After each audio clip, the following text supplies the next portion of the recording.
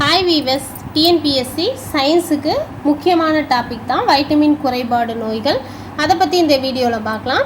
Vitamin எனும் வார்த்தை அறிமுகம் செய்தவர் டாக்டர் பன்க். வைட்டமின் எனும் வார்த்தையை அறிமுகம் செய்தவர் டாக்டர் பன்க். வைட்டமின்கள் இரண்டு வகைப்படுது. அது நீரில் கரைபவை, இரண்டாவது கொழுப்பில் கரைபவை. நீரில் கரையக்கூடிய விட்டமின்கள் பி அண்ட் சி. கொழுப்பில் கரையக்கூடிய விட்டமின்கள் ஏ, டி, இ, கே தான். சூரிய ஒளி வைட்டமின் சொல்லி எதை சொல்கிறோம் அப்படின்னா விடி, விட்டமின் டியை தான் சூரிய ஒளி விட்டமின் சொல்கிறாங்க. விட்டமின் டியை இது சூரிய கதிர்கள் தோல் மீது விழும்போது உண்டாகுகிற இந்த விட்டமின் தான் D. D hydro cholesterol vitamin D ஆக மாறுகிறது. விலங்கு வைட்டமின் எனப்படும். இதனுடைய மறுபெயர் வைட்டமினிடோசிஸ் தான் இதனுடைய மறுபெயர். Vitamin A, D, E, K உணவை அதிகம் உண்பதால் ஏற்படும் நோய்கள். வைட்டமின் குறைபாடுனால ஏற்படும் நோய்கள் என்னென்னா உணவை அதிகமாக உண்பதுனால வர நோய்கள் தான். கொழுப்பில் கரையும் விட்டமின்கள் கொழுப்பில் கரையும் விட்டமின்கள் என்னென்ன அப்படின்னா விட்டமின் ஏ, அது ரெட்டினால், கேரட், பப்பாளியில் தான் அதிகமாக இருக்குது. தால்மியா தோல் நோய், நிக்லோடோபியா அப்படிங்கிற நோய் வருது. இதெல்லாம் குறைபாட்டு நோய்.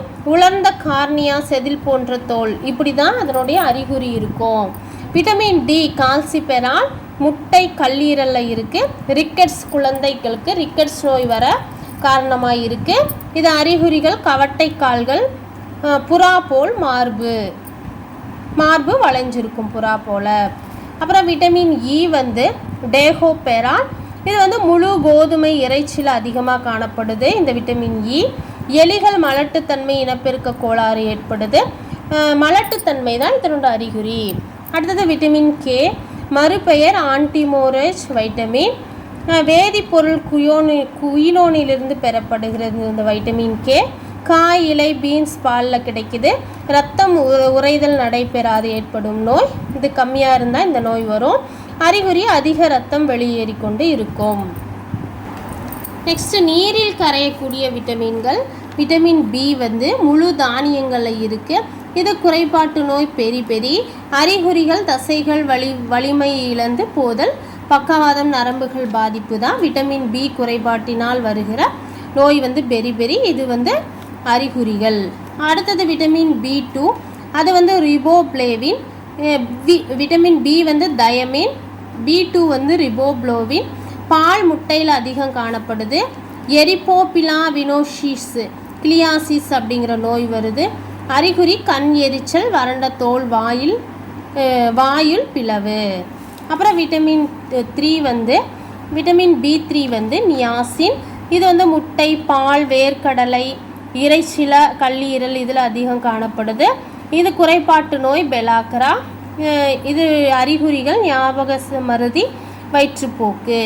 நெக்ஸ்ட் விட்டமின் பி6, இது பைரிடாக்சின். மீனில் அதிகம் இருக்குது. இது குறைபாட்டு நோய் டெர்மாட்டிக்ஸ், செதில், தோல், நரம்பு குறைபாடு தான் இதனுடைய அறிகுறி. அப்புறம் விட்டமின் 12 சைனோகோபாலமின். இது மீனில், இறைச்சியில் அதிகம் இருக்குது. உயிரை போக்கும் இரத்தப்போக்கு, இரத்த சோகை தான் இதனுடைய நோய். அறிகுறிகள் அதிக இரத்த சோகை, தண்டுவட நரம்பு குறைபாடு. விட்டமின் சி ஆஸ்கார்பிக் அமிலம். இது பால், முட்டை, மீன் இதில் எல்லாமே இது இருக்குது. ஸ்கர்வி நோய் ஏற்படும் இது குறைபாட்டுனால. இது அறிகுறிகள் ஈறுகள் வீக்கம், இரத்தம் வடிதல், புண்கள், இதுதான் இந்த நோயுடைய அறிகுறிகள். இது விட்டமின் சி குறைபாட்டு நோய் தான் ஸ்கர்வி. நெக்ஸ்ட்டு புரத சத்து குறைபாட்டு நோய்கள். புரத சத்து குறைபாட்டு நோய்கள் பாக்டீரியா நோய்கள். ஃபஸ்ட்டு குவாசியேக்கர் அப்படிங்கிறது உப்பிய வயிறு, கை கால் வீக்கம், மெலிந்த முகம், இதெல்லாம் குவாசியேக்கர் நோய்களுடைய அறிகுறிகள். இது புரத சத்து குறைபாட்டு நோய்கள். அப்புறம் இன்னொன்று இருக்குது புரத சத்து குறைபாட்டு நோய். அது மராஸ்மஸ். அது வயிற்றுப்போக்கு, உடல் எடை குறைதல், எலும்பு தேய்மானம், இதெல்லாம் மராஸ்மஸ் நோயுடைய அறிகுறியாக இருக்குது. இதுவும் புரதச்சத்து குறைபாடு நோய் தான். நெக்ஸ்ட் பாக்டீரியா புரோகேரியாட்டிக் என்ற செல்வகை கண்டறிந்தவர், பாக்டீரியாவை கண்டறிந்தவர் ஆண்டன் வான் லூவன்ஹாக். பாடப்பிரிவு பாக்டீரியாலஜி. இதுக்கு புரோகேரியாட்டிக்கு உட்கரு கிடையாது. பாக்டீரியா என்ற சொல்லை முதலில் பயன்படுத்தியவர் ஹேரன்பர்க் தான். குடலில் வாழும் பாக்டீரியா எஸ்செர்ஷியா.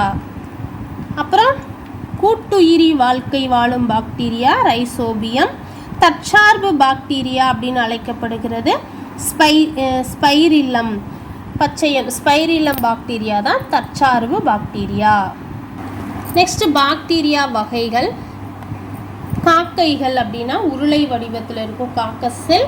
பேசில்லஸ் அப்படின்னா குச்சி வடிவம் பேசில்லஸ். ஸ்பைரில்லம் அப்படின்னா சுருள் வடிவத்தில் இருக்கிற பாக்டீரியாக்கள். விப்ரியோ அப்படிங்கிறது கார்புளி வடிவத்தில் இருக்கிற பாக்டீரியாக்கள். இது கால விப்ரியோ அப்படின்னு சொல்கிறாங்க. கார்புளி வடிவத்தில் இருக்கிற பாக்டீரியாக்கள். இதெல்லாம் தான் பாக்டீரியா வகைகள். பாக்டீரியாவியலின் தந்தை அப்படின்னு சொல்லப்படுகிறவர் ராபர்ட் கோக், 1876, ஜெர்மனி. ஆந்த்ராக்ஸ் என்ற பேசில்லஸ் ஆந்த்ராசிஸ் என்ற உயிரியால் உருவாகிறது. ஆந்த்ராக்ஸ் இது செம்மறியாடில் இருக்குது. இவர் முதலில் நுண்கிருமிகள் எப்படி நோய்களை தோற்றுவிக்கிறது என்பதை கற்றவர் யாருன்னா ராபர்ட் கோக் தான். அப்புறம் பாக்டீரியா நோய்கள். காசநோய். பாக்டீரியா நோய்கள் என்னென்னா ஃபஸ்ட்டு காசநோய். அது மைக்ரோ பாக்டீரியம் மூலமாக பரவுது. அப்புறம் தொழுநோய். அது மைக்கோ லேப்ரே பாக்டீரியா. காலரா விப்ரியே காலரா மூலமாக பரவுது. டைப்பாய்டு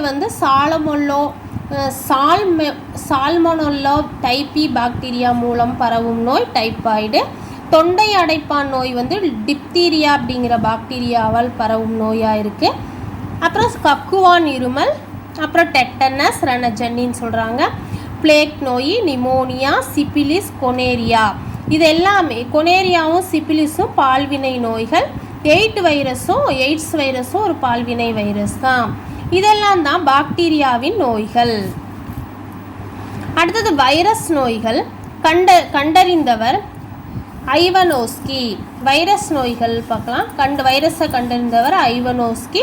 லத்தீன் மொழி. இதன் பொருள் விசத்தன்மை உடைய திரவம் அப்படிங்கிறது தான் இதன் பொருள். அப்புறம் ஒரு எளிய வைரஸ் துகள் வீரியான் எனப்படும். 18 400 நானோமீட்டர் இருக்கும். வைரஸ் அடக்கிய சாற்றினை தொற்று தன்மை வாய்ந்த திரவம் என கூறியவர் பெய்ஜிங். வைரஸ் அடங்கிய சாற்றினை தொற்றுத்தன்மை வாய்ந்த திரவம் என கூறியவர் பெய்ஜிங். நெக்ஸ்ட் வைரஸை படிக வடிவில் தனிமைப்படுத்தியவர் ஸ்டான்லி. வைரஸை படிக வடிவில் தனிமைப்படுத்தினவர் யார் அப்படின்னா ஸ்டான்லி. முதலில் கண்டறியப்பட்ட வைரஸ் டிஎம்வி வைரஸ் தான். TMV virus. வைரஸ் 5 வகைப்படுது. அவை என்னென்னு பார்க்கலாம்.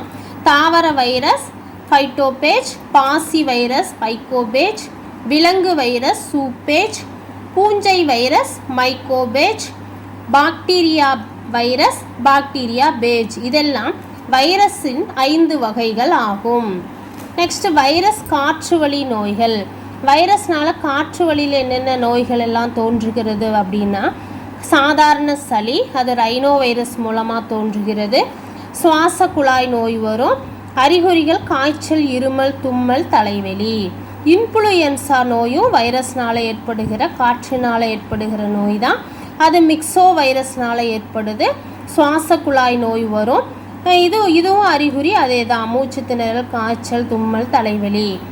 தட்டம்மை நோய் அது ரூபெல்லா வைரஸ் மூலமாக வருது. அது என்ன நோய் ஏற்படும்னா சுவாச குழாய் நோய் தான். இதுவும் மூச்சு திணறல், தும்மல், தலைவலி இதெல்லாம் அறிகுறியாக இருக்கும். நெக்ஸ்ட்டு பொண்ணுக்கு வீங்கி மிக்சோ வைரஸ் மூலமாக ஏற்படுது.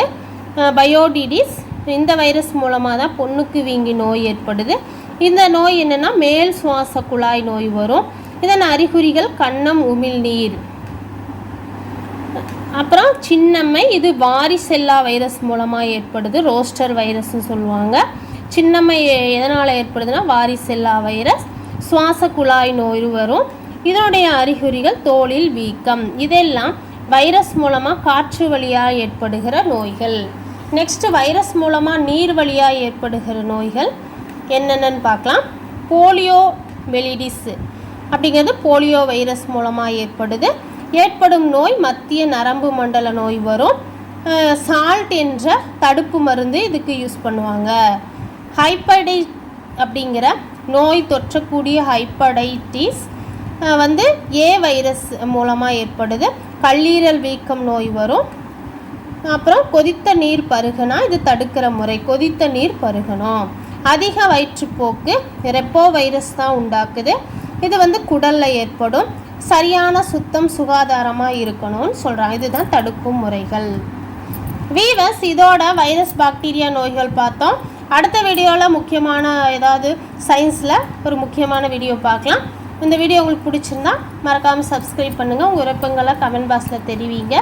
நன்றி, வணக்கம்.